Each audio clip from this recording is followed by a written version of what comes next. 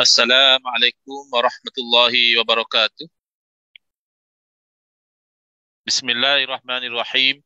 Alhamdulillahi rabbil alamin wa afdhalus salati wa atammu taslimi ala sayyidina Muhammadin wa ala alihi wa sahbihi ajmain. Rabbi shrah li sadri wa yassir li amri wahlul 'uqdatam min lisani yafqahu qawli. Subhanaka la ilma lana illa ma 'allamtana innaka antal alimul hakim. Allahumma akhrijna min zulumatil wahmi wa akrimna binuril fahmi waftah alaina bima'rifatil ilmi wa sahhil akhlaqana bil hilm waj'alna mimman yastami'una al-qawla fayattabi'una ahsana. Allahumma ati nufusana taqwaha wa zakkiha anta khairu man zakkaha anta waliyuha wa maulaha. Allahumma arinal haqqa haqqan warzuqna ittiba'ah wa arinal batila batilan warzuqna ijtinabah. Amma ba'd.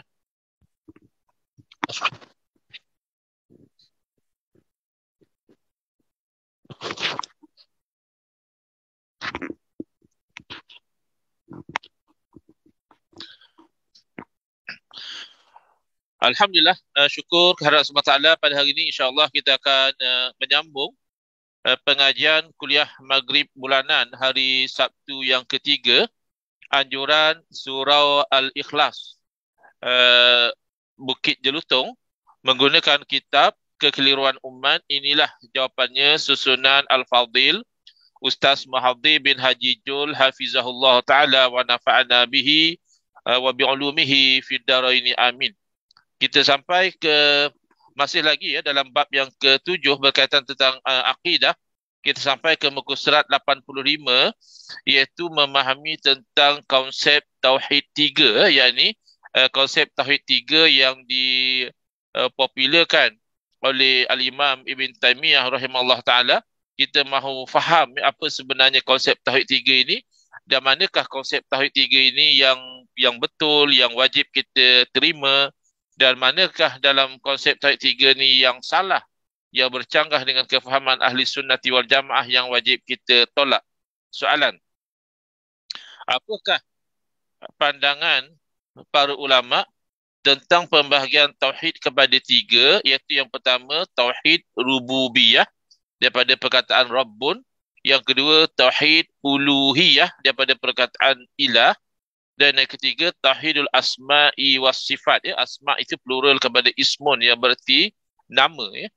Sementara sifat, sifat telah dijadikan sebagai bahasa Melayu. Jadi dibahagikan tauhid kepada 3. Pertama tauhid rububiyah, kedua tauhid uluhiyah, dan yang ketiga adalah tauhidul asma'i was sifat. Apa pandangan para ulama tentang pembahagian sebegini? Baik, kita boleh jawab tentang pertanyaan ini pertama secara umum, dan yang kedua adalah secara khusus. Secara umum, pembahagian tauhid kepada uluhiyah, rububiyah ini adalah pembahagian yang baharu, yang tidak ada di zaman salafus saleh.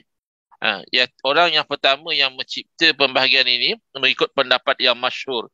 Ada juga pendapat yang mengatakan tidak, beliau bukan orang yang pertama, ada lagi orang sebelum daripada beliau, iaitu adalah Syekh Ibn Taymiyah rahimahullah ta'ala, yang mana kalaupun kita katakan beliau bukan orang yang pertama sekalipun, tidak masalah, tidak menjejaskan isu yang kita ingin highlight, yang kita ingin perbincangkan, iaitu manakah dalam konsep tauhid 3 ini yang selari dengan Al-Quran, Sunnah dan juga ijma' para ulama, dan yang manakah dalam konsep tauhid 3 ini yang bercanggah dengan Al-Quran, tidak selari dengan Sunnah, melanggar kepada ijma' ulama, supaya yang bahagian, portion yang salah itu kita ingin tinggalkan, walaupun kita tentulah perlu membenarkan bahagian yang masih benar. Untuk mereka yang barangkali tidak mampu untuk membezakan manakah antara tauhid 3 ini yang benar, yang kita perlu terima, dan manakah tauhid 3 ini yang salah, yang wajib kita tolak, maka untuk mereka barangkali lebih selamat untuk mereka menjauhi pengajian tauhid 3 ini, supaya mereka tidak menyangkakan yang benar itu salah, dan mereka tidak menyangkakan kalau yang salah itu benar. Jadi itu lebih selamat buat mereka, saddan li dhari'ah, sebagai menyekat jalan ke arah kesesatan dan juga kekeliruan. Tetapi kalau mampu untuk membezakan, ya silakan sebagaimana kita ingin terangkan pada malam ini. Baik, soal pembahagian ini baru, tidak ada di zaman salafus saleh, itu no big deal. Itu tak ada masalah sangat. Ya, kerana kalau kira segi penyusunan ilmu, memang penyusunan ilmu itu datang selepas daripada zaman salafus saleh. Bahkan jangankan kata tauhid 3, pengajian tauhid sifat 20 juga dari segi penyusunan ilmunya itu baru. Tidak ada di zaman salafus saleh, zaman sahabat Nabi, tabi'in, tabi'in, radhiyallahu anhum ajma'in. Mereka itu belajar akidah menggunakan sistem pengajian sifat 20, tidak ada. Penyusunan itu datang kemudian. Sebagaimana penyusunan rukun sembahyang 13 perkara, sebagaimana penyusunan ilmu hadis, dikelaskan hadis Nabi SAW sebagai mutawatir, ahad, dikelaskan lagi sebagai sahih, dhaif, maudhu', itu dan ini. Itu semua penyusunan yang tidak ada di zaman salafus saleh, tetapi tidak menjadikan penyusunan itu salah, ya. Semata-mata kerana penyusunan itu datang kemudian, is still okay, no problem. Tapi yang jadi masalah adalah sekiranya isi ilmu itu sendiri salah. Saya ambil contoh tadi, ya, rukun sembahyang 13 perkara. Pertama, niat. Yang kedua, berdiri betul bagi yang mampu. Yang ketiga, takbiratul ihram. Yang keempat, membaca suratul Fatihah dan seterusnya. Memang tidak ada para sahabat belajar sembahyang begitu. Tetapi adakah para sahabat sembahyang tidak niat sembahyang, tidak berdiri bagi mereka yang mampu? Adakah sahabat tidak takbiratul ihram? Adakah sahabat tidak membaca Fatihah, tidak rukuk, tidak sujud, tidak tasyahud, tidak salam dan sebagainya? Jadi hanyakan penyusunan itu baharu, no problem. Yang kita tak nak, kalau isi kandungannya juga baharu, yakni bid'ah, ya, satu perkara yang bercanggah dengan yang disampaikan oleh Rasulullah SAW, itu kita tidak mahu. Jadi just is still okay. Kalau katakan Syekh Ibn Taimiyah ini tokoh yang pertama kah, tokoh yang kedua kah, yang menyusun tauhid kepada 3 ini, that one is still okay.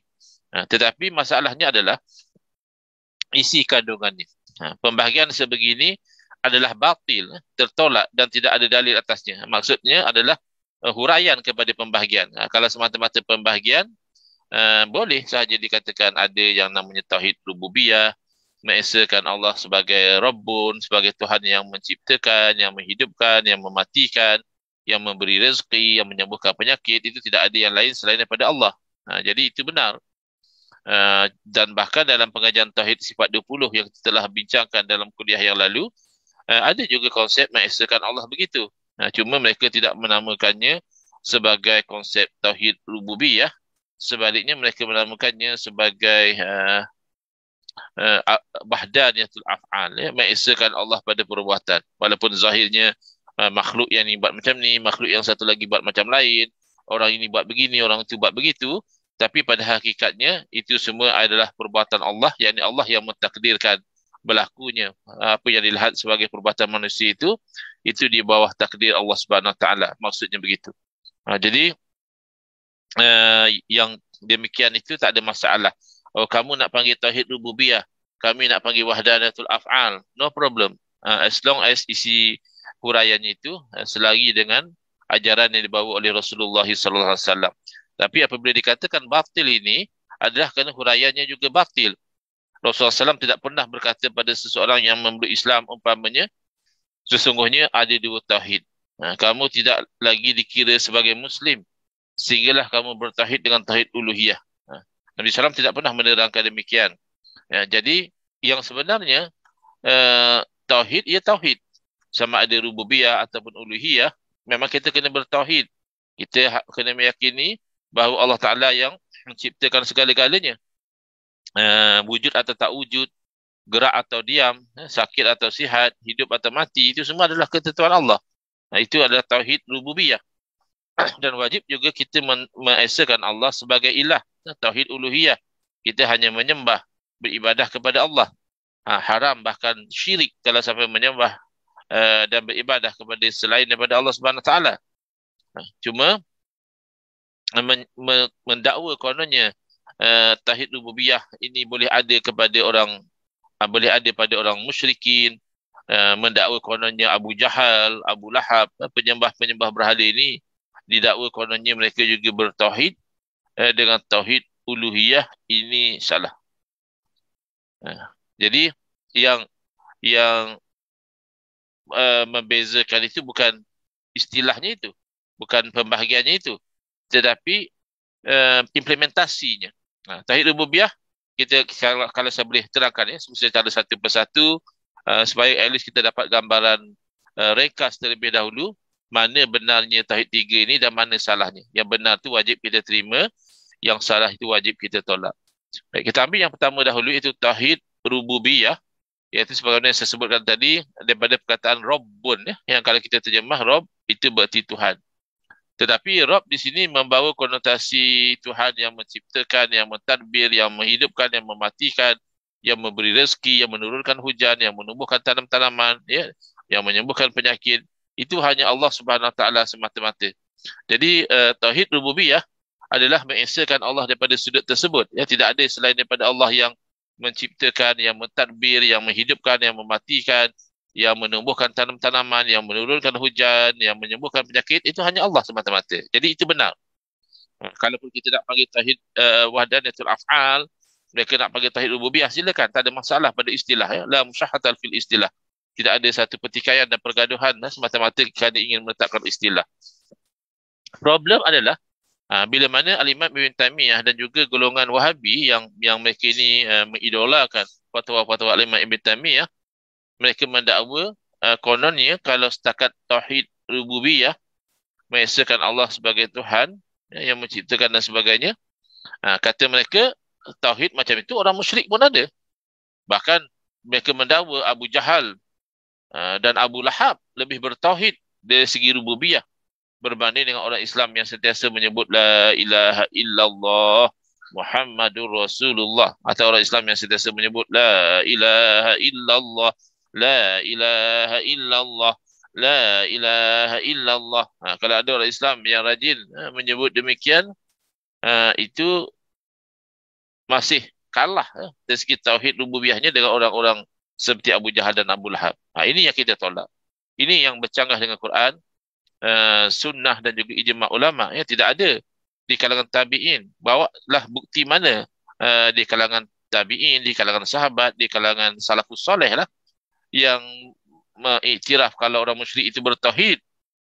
Tak ada. Tauhid rububiyah ke, tauhid uluhiyah ke, tauhid apakah, tidak ada. Kata mereka, kita ikut akidah salaf. Ya bagus.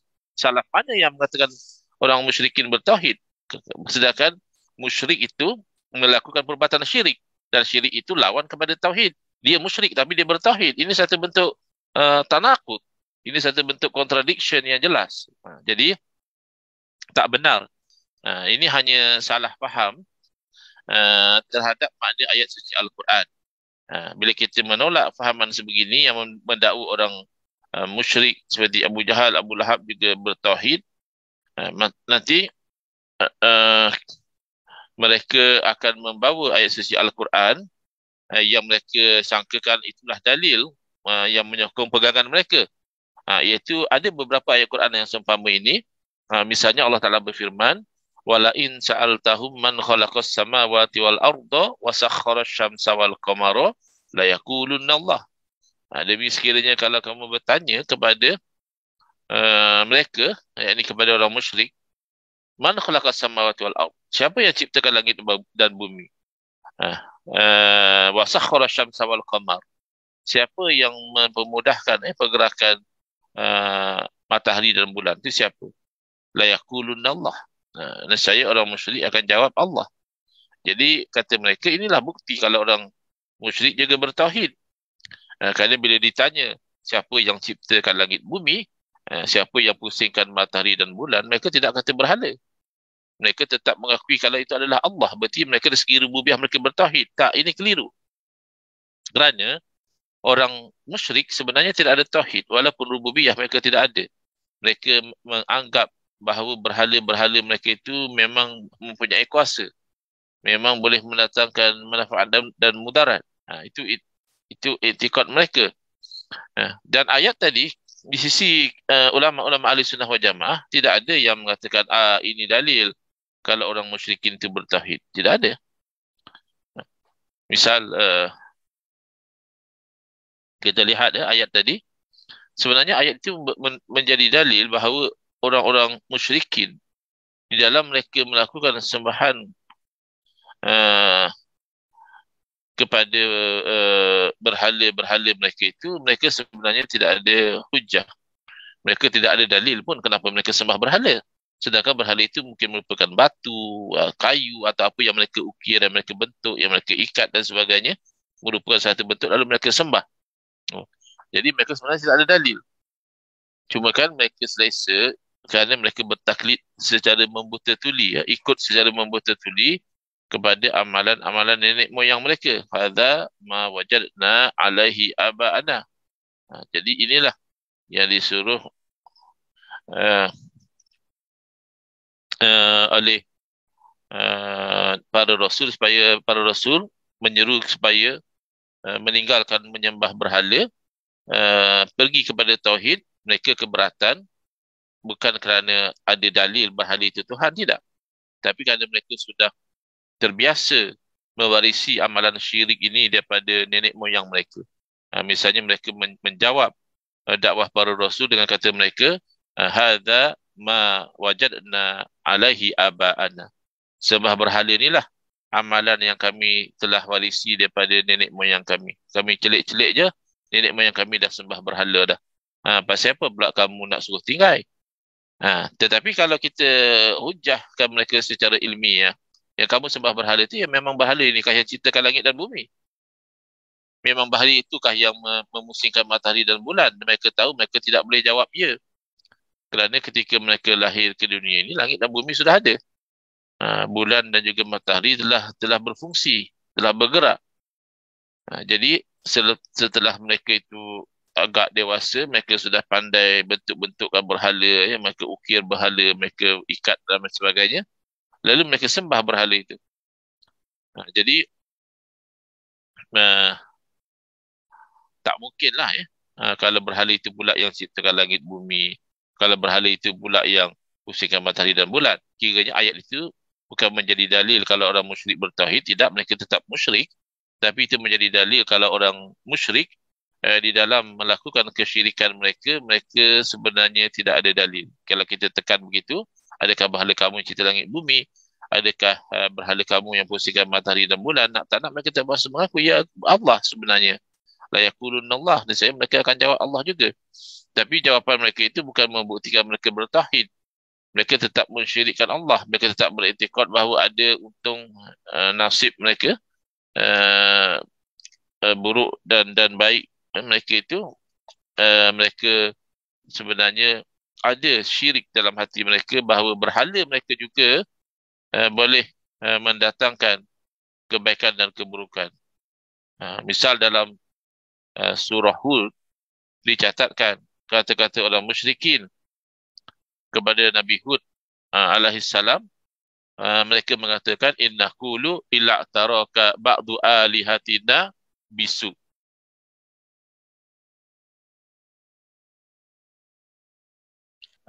Jadi dalam surah Hud dicatatkan kata-kata orang musyrikin kepada Nabi Hud alaihi salam. Mereka mengatakan, inna qulu illa taraka ba'du alihatina bisu.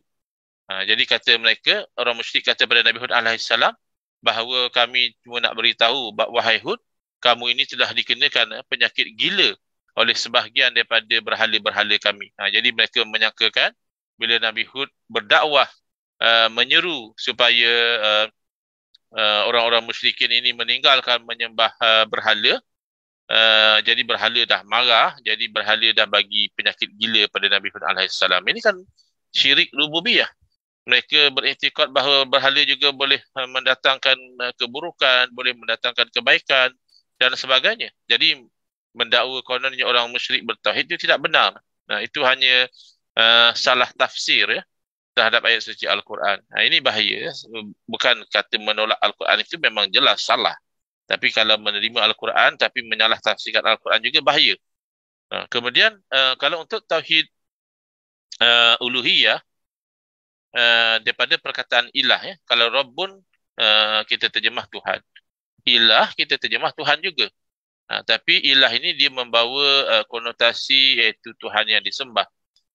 Tuhan yang kita beribadah kepadanya. Ataupun dengan huraian yang lain, dikatakan bahawa tauhid rububiyah ini adalah mengesakan Allah pada perbuatan Allah. Maknanya semua-semua itu Allah yang lakukan. Sementara tauhid uluhiyah adalah mengesahkan Allah pada perbuatan manusia. Manusia menyembah, manusia beribadah, manusia tunduk, menghinakan diri hanya kepada Allah sahaja. Jadi itu konsep tauhid uluhiyah. Secara ringkasnya kita boleh katakan iaitu wajib seseorang itu menyembah, beribadah hanya kepada Allah Ta'ala semata-mata. Haram, bahkan syirik kalau dia itu beribadah dan menyembah kepada selain daripada Allah Subhanahu Wa Ta'ala. Jadi setakat itu huraian tauhid uluhiyah itu jelas benar. Itu wajib kita terima. Ya, bahkan itu haram kita tolak. Kerana itu intipati tauhid. Kita sembah hanya kepada Allah. Jangan sembah batu, sembah kayu dan sebagainya. Sembah kepada makhluk yang mulia seperti sembah kepada malaikat, sembah kepada para nabi, itu juga haram dan syirik. Jadi itu benar. Tetapi kebatilan mula menyelinap masuk dalam konsep tauhid tiga dalam tauhid uluhiyah ini adalah dakwaan yang mempertikaikan amalan tawassul. Tawassul dengan Nabi, kita berdoa sebut Nabi, atau tawassul dengan para wali, maka itu dipertikaikan, dikatakan itu syirik, dikatakan itu haram. Itu sudah tak betul. Kerana tawassul bukan menyembah. Kita bertawassul dengan menyebut nama Nabi dalam doa kita, bukan menyembah Nabi. Begitu juga tabarruk, ambil berkat juga dipertikaikan dengan alasan segala kebaikan di tangan Allah. Ya betul, itu hakikat.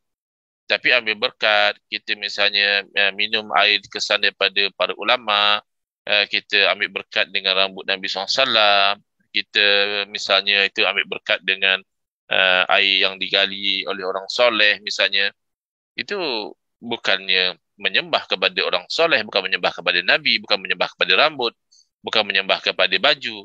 Tapi itu sebenarnya adalah berusaha ikhtiar dari segi sebab dan musabab, bahawa kesan-kesan orang soleh ini itu adalah ada kebaikan daripada Allah Subhanahu Wa Taala.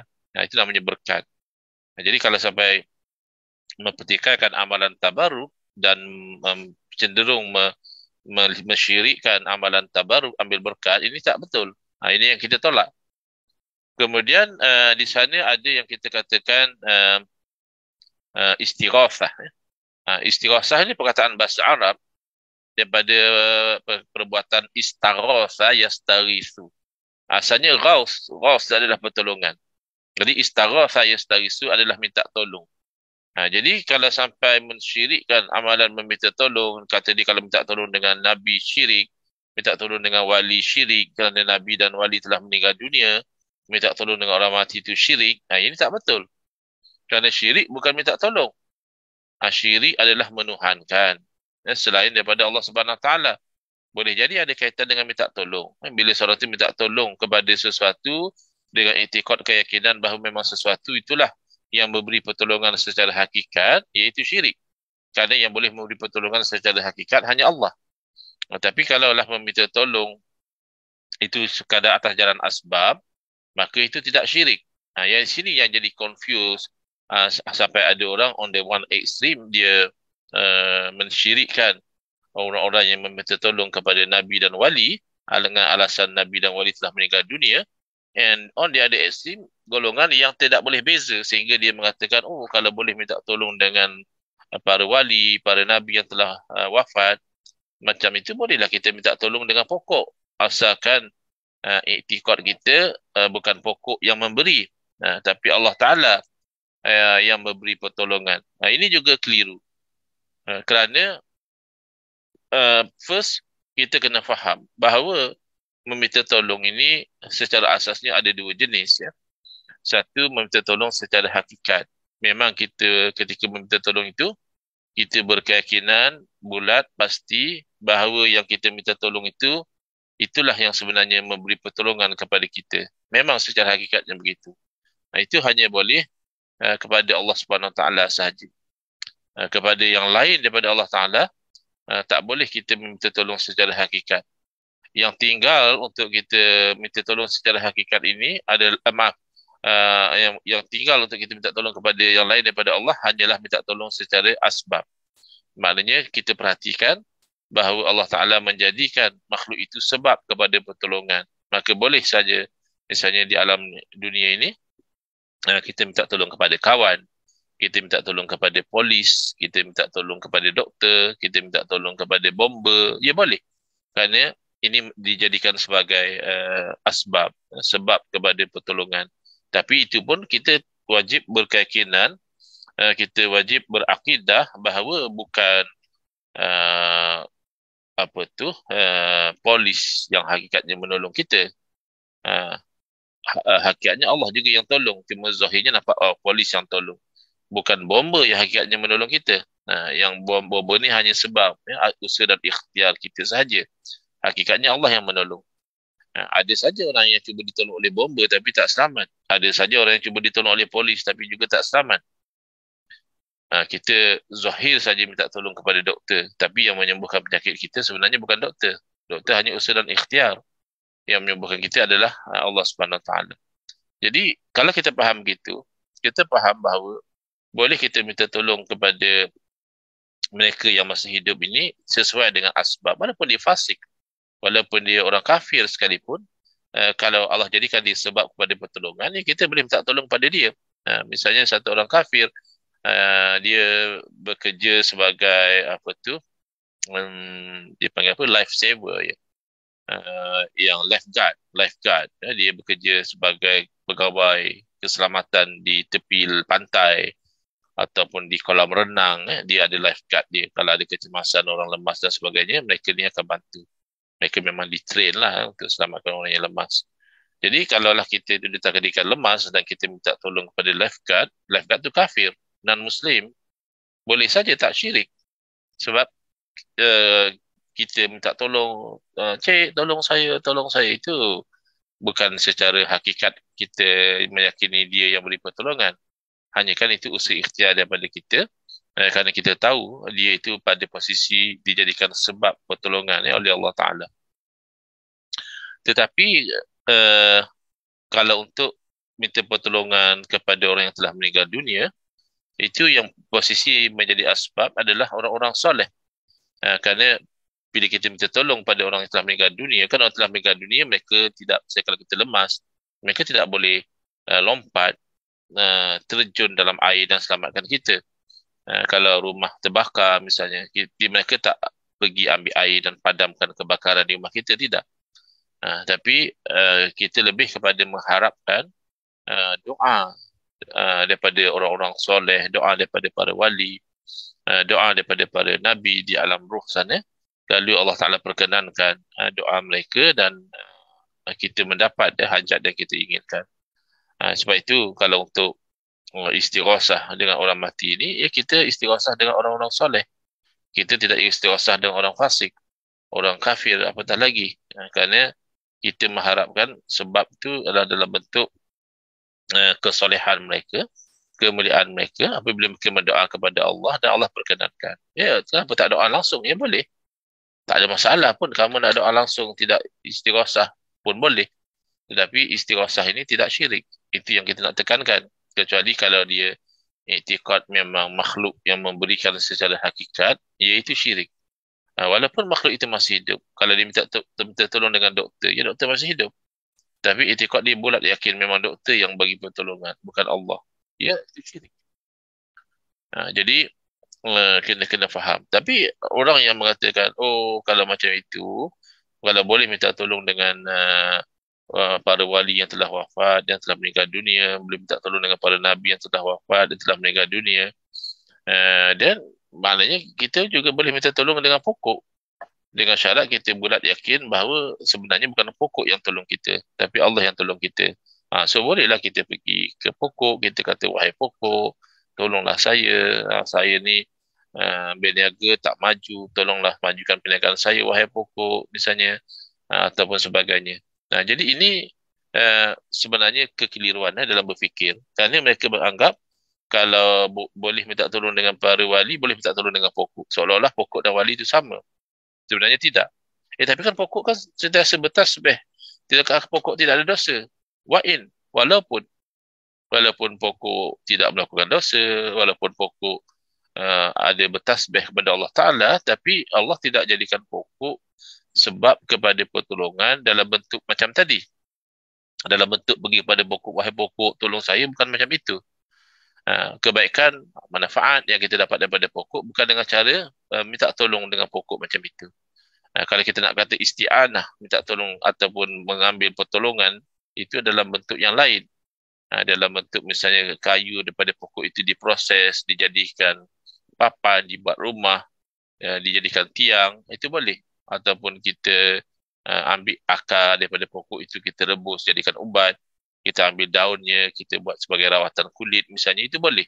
Itu cara untuk kita mendapatkan pertolongan, so called, daripada pokok. Bukan pergi bercakap dengan pokok, wahai pokok tolonglah saya. Itu tak betul. Jadi mereka ni ada pemikiran, oh kalau kamu boleh pergi pada wali, wahai Syekh Abdul Qadir Jalani, tolonglah saya. Kalau kamu boleh pergi kepada Nabi, wahai Rasulullah, tolonglah meminta hujan buat umatmu misalnya. Maka sepatutnya bolehlah juga kita pergi pada pokok dan kita kata, wahai pokok tolong saya. Tidak. Itu cara pemikiran yang naif. Seolah-olah, oh, Nabi dan wali itu sama je macam pokok. Apa yang kita boleh minta kepada Nabi dan wali, kita boleh minta kepada pokok. Kalau tak boleh kita minta kepada pokok, maka tak boleh juga kita minta pada Nabi dan wali. Ini keliru. Ini kias ma'al farik. Ini analogi yang ada perbezaan antara kedua-duanya. Jadi, pokok tidak Allah jadikan sebab pertolongan dalam bentuk kita pergi minta tolong kepada pokok, tidak. Tapi Allah jadikan sebab kepada pertolongan dalam bentuk kita boleh jadikan dia sebagai titi, misalnya kita potong jadikan titian, ataupun sebagai dinding, ataupun sebagai ubat, rawatan, itu mungkin.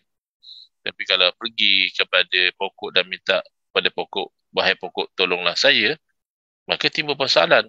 Kamu minta tolong tu atas dasar hakikat ataupun asbab. Kalau kamu katakan sebagai asbab semata-mata, kan Allah tidak jadikan dia sebagai asbab. Sepertinya kamu minta tolong secara hakikat kalau begitu. Kalau minta tolong ni sama secara asbab atau hakikat. Bukan asbab, mungkinlah hakikat. Kalau hakikat dia syirik. Jangan kata minta tolong kepada pokok. Minta tolong kepada manusia, kepada doktor, kepada polis, kepada bomber. Kalau atas dasar hakikat juga syirik. Tak ada masalah. Mereka masih hidup atau mati. Tapi masalahnya kamu telah mengiktikadkan ketuhanan kepada orang yang kamu minta tolong. Jadi di sini kelirunya tauhid uluhiyah. Sekadar menetapkan bahawa kita wajib menyembah, wajib beribadah hanya kepada Allah, itu okey. Tapi kalau sudah sampai ke tahap mendakwa kononnya tawassul, tabarruk, istighosah itu syirik, itu tidak benar. Dan next adalah tauhidul asma'i was sifat. Setakat belajar nama-nama Allah, belajar sifat-sifat Allah, itu bagus. Dalam konsep tauhid sifat 20 pun ada diperluaskan sampai belajar pada nama Allah, sampai belajar kepada sifat-sifat Allah. Bernama pun tauhid sifat 20, belajar tentang sifat-sifat Allah. Tetapi kalaulah sampai di atas nama tauhid asma'i was sifat, pergi kepada memahami ayat-ayat yang ada kesamaran, yang dikenali sebagai ayat-ayat yang mutasyabihat, lalu difahami dengan makna yang batil, yang bercanggah dengan pada ayat muhkamat, ayat yang jelas maknanya, maka itu kita tolak. Menjadikan banner tauhid asma'i was sifat untuk menyalahfahami ayat yang mutasyabihat sehingga difahami secara yang bercanggah dengan ayat yang muhkamat, membawa kepada tashbih, menyamakan Allah seperti makhluk, membawa kepada tajsim, mengatakan Allah itu satu jisim yang mengambil ruang, maka yang seperti itu kita tolak. Wallahu a'lam. InsyaAllah pada kuliah akan datang kita akan terangkan secara terperinci. Bismillahirrahmanirrahim. Alhamdulillah bil alamin, wassalatu wassalamu ala sayyidina Muhammadin wa ala alihi wasahbihi ajma'in.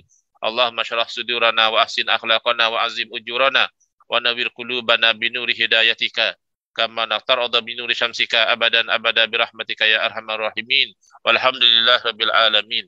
Amin ya rabbal alamin wal afu minkum.